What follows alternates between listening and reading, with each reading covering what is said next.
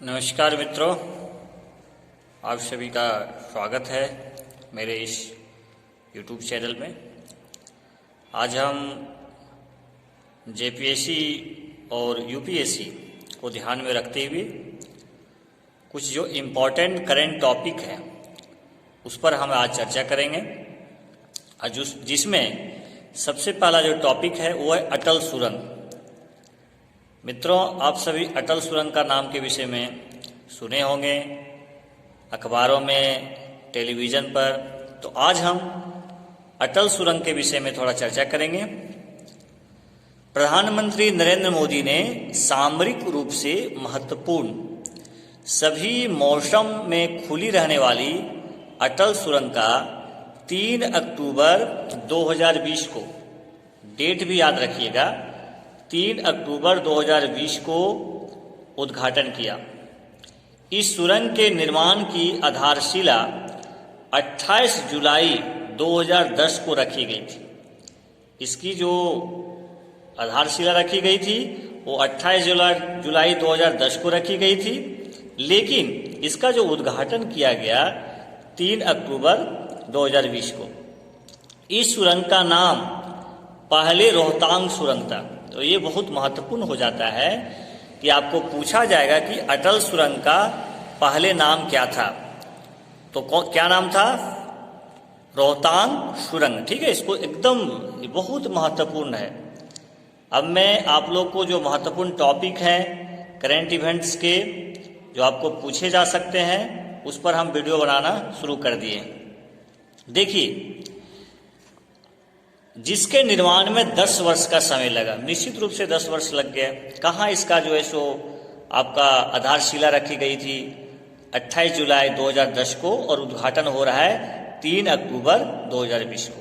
तो 10 वर्ष लग गए।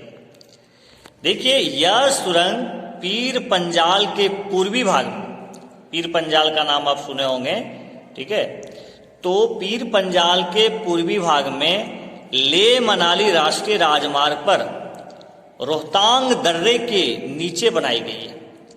यानी ये रोहतांग दर्रे के नीचे बनाई गई है। 8.8 किलोमीटर लंबी यह सुरंग 10,000 फीट पर विश्व का सबसे लंबा हाईवे सुरंग है। विश्व का सबसे लंबा हाईवे सुरंग है।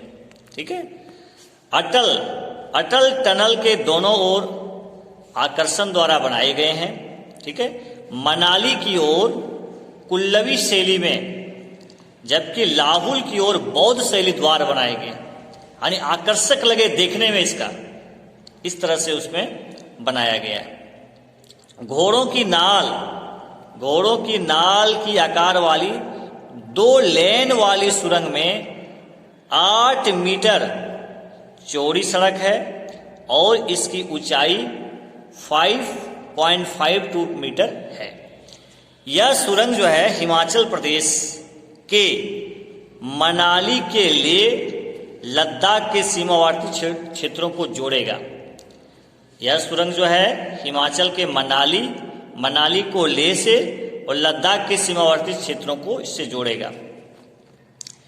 इस सुरंग के बन जाने से लेह लद्दाख के सीमावर्ती क्षेत्र तक सैन्य सामग्री पहुंचाने में बहुत समस्या का सामना करना पड़ता था, लेकिन इससे क्या होगा कि इस तरह से निजात मिलेगी। अब समस्या नहीं होगी, सैन्य सामग्री आसानी से पहुंचाया जा सकता है। ठीक है, तो ये इसको थोड़ा सा ध्यान में रखिएगा। ये अटल सुरंग बहुत इंपॉर्टेंट है। ठीक है, इसको एक बार आप फिर से वीडियो को पॉज करके देखने का प्रयास कीजिएगा। अब थोड़ा सा देखेंगे कुछ इंपॉर्टेंट टॉपिक और जो आपके लिए इंपॉर्टेंट हो सकता है। जैसे सबसे लंबा पुल, एक बहुत इंपॉर्टेंट न्यूज में था। तो भारत की सीमाओं पर मजबूत सड़क नेटवर्क खड़ा करने के क्रम में केंद्र सरकार ने नए साल में ब्रह्मपुत्र नदी पर देश का सबसे लंबा सड़क पुल बनाने जा रही है। देश का सबसे लंबा सड़क पुल बनाने जा रही है। असम मेघालय को जोड़ने वाली पुल की जो लंबाई है 18 किलोमीटर से अधिक है। कितनी लंबाई है? 18 किलोमीटर से अधिक। इससे चीन और बांग्लादेश की सीमा तक पहुंचने के लिए नया सड़क मार्ग उपलब्ध होगा। इससे क्या होगा? नया सड़क मार्ग उपलब्ध होगा। नेक्स्ट महत्वपूर्ण पॉइंट है इसमें, सबसे लंबा पुल में, कि नए साल में निर्माण कार्य शुरू हो जाएंगे और इसको 2026-27 तक पूरा करने का लक्ष्य है। इसके निर्माण पर लगभग 5,000 करोड़ रुपए खर्च आएंगे। ठीक है, तो इसे याद रखिएगा। सबसे लंबा पुल जो है ये आपको कहाँ बनेंगे? ब्रह्मपुत्र नदी पर। हाँ, तो इसको दिमाग में रखिएगा। इसी प्रकार से एक चर्चा में न्यूज में था कोसी रेल महासेतु। कोसी रेल महासेतु, इसके बारे में थोड़ा सा चर्चा कर लेते हैं। प्रधानमंत्री नरेंद्र मोदी ने 18 सितंबर 2020 को 516 करोड़ रुपए की लागत से बने 516 करोड़ रुपए लागत से बने कोसी रेल महासेतु का उद्घाटन कर दिए। बिहार में 1934 में आए भूकंप के दौरान कोसी नदी पर बना रेल पुल क्षतिग्रस्त हो गया था। अब 86 साल बाद ये पुल तैयार हो गया है। पहले था पुल, लेकिन ये क्षतिग्रस्त हो गया था और अब जो है 86 साल के बाद ये पुल तैयार हो गया है, जिसके ऊपर ट्रेनों की आवाजाही शुरू होगी। इसके ऊपर जो है यानी कोसी रेल, नाम ही है कोसी रेल महासेतु, यानी सेतु के ऊपर से ट्रेनों की आवाजाही शुरू होंगे। कोसी मेगा ब्रिज लाइन परियोजना की आधारशिला 2003 में तत्कालीन प्रधानमंत्री, बताइए कौन हो सकते हैं 2003 में? तो प्रधानमंत्री अटल बिहारी वाजपेयी ने रखी थी। ठीक है, तो इसको थोड़ा सा दिमाग में रखिएगा। तो ये आपका महत्वपूर्ण टॉपिक है। ठीक है, उसको देखने का प्रयास कीजिएगा। देखिए थोड़ा सा है, इसको मैं चर्चा कर लूं। एक है उड़ान योजना, तो इसके बारे में थोड़ा सा चर्चा करें। केंद्रीय नागर विमानन मंत्रालय ने क्षेत्रीय कनेक्टिविटी योजना उड़ान के चौथे चरण के तहत देश में कुल 78, संख्या भी कभी कभी पूछ देता है, 78 नए हवाई मार्गों को मंजूरी दे दी है। कितने हवाई मार्गों की मंजूरी दी? 78। इससे देश के दुर्गम एवं दूर दराज इलाकों को हवाई मार्ग से जोड़ने एवं द्रुतगामी परिवहन सेवा उपलब्ध करने में मदद मिलेगी। इन नई हवाई मार्गों में मुख्यतः देश के जो पर्वतीय राज्य हैं, उत्तर पूर्व भारत के हिस्से तथा द्वीपों जैसे अंडमान एवं निकोबार तथा लक्षद्वीप को हवाई मार्ग से जोड़ा जाएगा। यानी जहां पहले पहुंचने में बहुत समस्या होती थी, कनेक्टिविटी बहुत कम होते थे, उनको हवाई मार्ग से जोड़ा जाएगा। देखिए उड़ान 40 मतलब 4 में क्या है? 27 अगस्त 2020 को केंद्रीय नागरिक उड्डयन मंत्रालय, इसको बोल सकते हैं इंग्लिश में मिनिस्ट्री ऑफ सिविल एविएशन, ठीक है, ने उड़ान 40 के तहत 78 नए मार्गों की घोषणा की। उड़ान योजना के तहत अब तक 766 नए मार्गों को मंजूरी दी गई है। अभी तक जो है 766 नए मार्गों की मंजूरी दे दी गई है। उड़ान योजना का चौथा दौर दिसंबर 2019 में उत्तर पूर्वी क्षेत्रों, द्वीपों, पहाड़ी राज्यों पर केंद्रित था। इस योजना के तहत सी प्लेन और हेलीकॉप्टर के संचालन को भी शामिल किया गया, यानी अब जो है हेलीकॉप्टर को भी इसमें शामिल किया गया। उड़ान 40 के तहत छत्तीसगढ़ में बिलासपुर और अंबिकापुर हवाई अड्डों को जोड़ने पर विशेष ध्यान दिया जाएगा, है ना।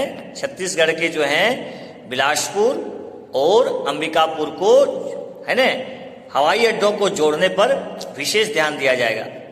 नेक्स्ट महत्वपूर्ण टॉपिक है उड़ान योजना में क्षेत्रीय एयर कनेक्टिविटी को सुविधाजनक बनाने के मुख्य उद्देश्य के साथ अक्टूबर 2016 में इस योजना को शुरू किया गया था। कब शुरू किया गया था? अक्टूबर 2016 को, ठीक है। चलिए, तो ये आपका थोड़ा सा उड़ान योजना था, इसको थोड़ा सा ध्यान दिमाग में रखिएगा। कुछ छोटा छोटा है टॉपिक, इसको भी देख लीजिए। जैसे कोलकाता जो पोर्ट है उसका नाम बदलकर श्यामा प्रसाद मुखर्जी नाम रखा गया, इसको भी याद रखिएगा। हो सकता है आपको पूछ दे तो उसमें गलती होने की संभावना कम रहेंगे, इसलिए थोड़ा इसको भी देख लीजिएगा। यानी कोलकाता पोर्ट का नाम बदलकर श्यामा प्रसाद मुखर्जी का नाम रखा गया है, यानी कोलकाता पोर्ट का नाम अब क्या हो जाएगा, श्यामा प्रसाद मुखर्जी। ठीक है। नेक्स्ट महत्वपूर्ण टॉपिक है केरल की पहली समुद्री एम्बुलेंस। थोड़ा सा इसको देख लीजिए। हाल ही में केरल के मुख्यमंत्री पिनाराई विजयन ने कोची में राज्य की पहली समुद्री एम्बुलेंस प्रतीक्षा का उद्घाटन किया। विदित हो कि समुद्र में बचाव कार्य हेतु इसे कोची में मत्स्य विभाग द्वारा अधिकृत किया गया। कहने का मतलब है कि समुद्र में भी तो समस्या बनी रहती है, दुर्घटना होते रहते हैं, तो इसलिए एक तरह से इसको मत्स्य विभाग के द्वारा अधिकृत किया गया था। उल्लेखनीय है कि प्रतीक्षा कोचिन सीपोर्ट लिमिटेड द्वारा निर्मित की गई है। यानी एक प्रकार से किसके द्वारा प्रतीक्षा जो है सो निर्मित की गई है, तो कोचिन शिपयार्ड लिमिटेड द्वारा। ठीक है। तो एक प्रकार से समुद्री एम्बुलेंस है, एक तरह से सुरक्षा के दृष्टिकोण से बहुत इंपॉर्टेंट है कि जब भी कोई समस्या होंगे समुद्र में तो उस समय चिकित्सीय सहायता पहुंचाए जा सकेंगे।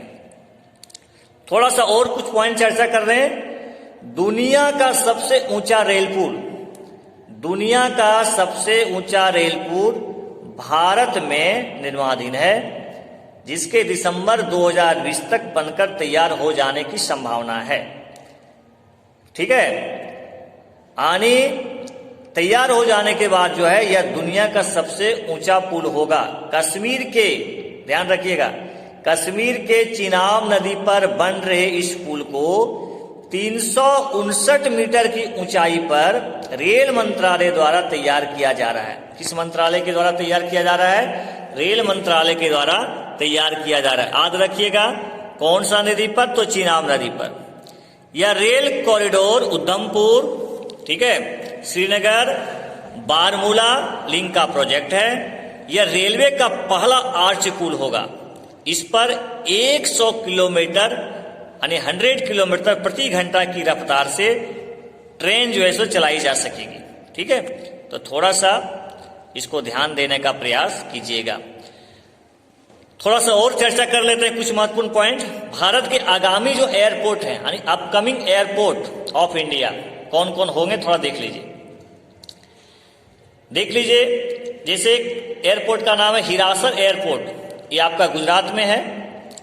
इसी प्रकार से जेवर एयरपोर्ट एक ग्रेटर नोएडा में है, उत्तर प्रदेश। आपको मालूम होना चाहिए ग्रेटर नोएडा कहाँ है? यूपी में है। दिल्ली से बहुत सटे हुए हैं, सब एनसीआर क्षेत्र है सब। नवी मुंबई अंतर्राष्ट्रीय एयरपोर्ट ये महाराष्ट्र में है। न्यू विजयवाड़ा अमरावती एयरपोर्ट स्वाभाविक है, ये आंध्र प्रदेश में है। तो ये भारत के आगामी एयरपोर्ट है, यहाँ एयरपोर्ट बनेंगे। थोड़ा सा इसको माइंड में रखिएगा कि हिरासर जो एयरपोर्ट है ये आपका गुजरात में है। जेवर एयरपोर्ट ये आपका ग्रेटर नोएडा में है जो उत्तर प्रदेश में है। नवी मुंबई अंतर्राष्ट्रीय एयरपोर्ट ये महाराष्ट्र में है। और न्यू विजयवाड़ा अमरावती एयरपोर्ट ये आपका आंध्र प्रदेश में। ठीक है। तो प्यारे मित्रों, आज के लिए बस इतना। इसी तरह से हम धीरे धीरे प्रयास करेंगे कि आपको करंट इवेंट से हम आपको रूबरू करवाएं और इस पर आप फोकस करें। बहुत बहुत धन्यवाद।